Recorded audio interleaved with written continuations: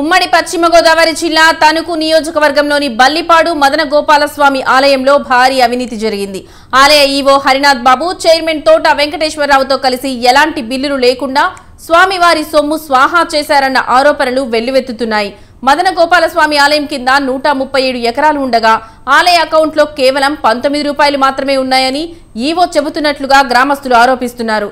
ఈ అంశంలో నిజం నిగ్గు తేల్చాలంటూ ఆలయం ఎదుటే ధర్నాకు దిగారు.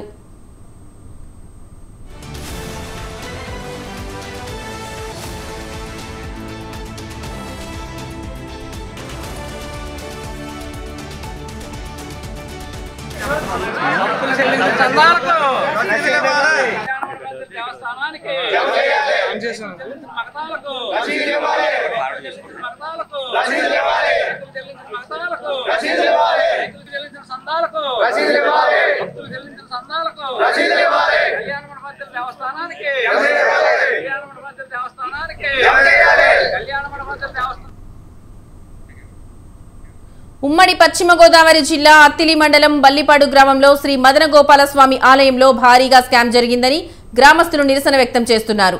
ఈవో హరిగోపినాథ్ బాబు, పాలకవర్గం చైర్మన్ తోట వెంకటేశ్వరరావు సుమారు 51 లక్షల వరకు అవినీతికి పాల్పడ్డారని గ్రామస్తులు ఆరోపిస్తున్నారు.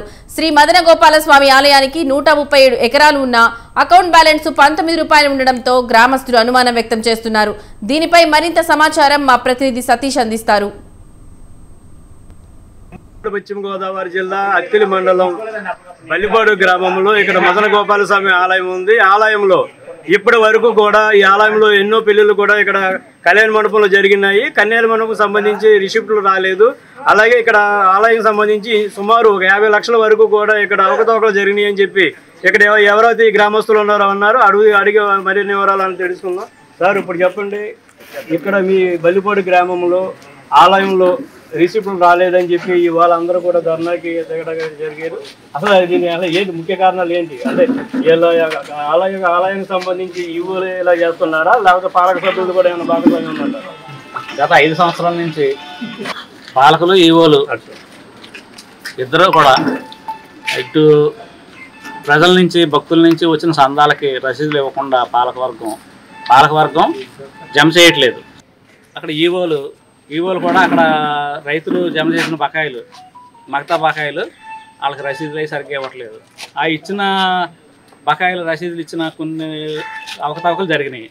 అది కొంత సుమారు 51 లక్ష మా దృష్టికి వచ్చింది. 51 లక్ష ఇక్కడ పాలకవర్గం 30 లక్ష, సుమారు 30 లక్షల రూపాయలు చందాలు వసూలు చేశారు. వాటికి దేనికి కూడా రసీదులు ఇవ్వలేదు. అలాగే ఈ ఆలయానికి సంబంధించి అంటే ఈ గ్రామానికి సంబంధించి వేరే ఆయన కూడా ఉన్నారు, అడిగి తెలుసుకుందాం. అసలు ఇక్కడ ఎవరిది లోపం అంటారు? అసలు అంటే ఇప్పటి వరకు కూడా మీరు గ్రామస్తులు మీరు ఉండి కూడా మీకు ఎవరన్నా ఏ రోజుకైనా బిల్లు రావాలి కదా, ఇప్పటి వరకు ఎందుకు కూడా మీరు గ్రహించలేదు? 2020 సంవత్సరం నుండి 2024 సంవత్సరం వరకు భక్తులు 22 లక్షల రూపాయలు అన్నదాన నిమిత్తం చందాలు ఇచ్చారు. దాని నిమిత్తం ఏ ఒక్కదానికి కూడా రసీదు లేదు. అలాగే మన ఎగ్జిక్యూటివ్ ఆఫీసర్ గారు రెల్లి హరిగోపినాథ్ గారు ఆయన పూజారులకు జీతం పెంచుతానని ఒక పూజారి నుంచి సుమారుగా 2,50,000, మరొక పూజారి నుంచి సుమారుగా 60,000 రూపాయలు ఆయన ఈవో గారు తీసుకుని ఈ యొక్క పూజారుల్ని మోసం చేసి ఈ యొక్క దేవస్థానాన్ని భ్రష్టు పట్టించారు. దీని కారణంగా మా ఊరి గ్రామ మదన గోపాల స్వామి వారిని చాలా రోడ్డును పడేశారు. ఆయన బ్యాలెన్స్ 29 జూన్ 2024 తారీఖున కేవలం 19 రూపాయలు ఉంది.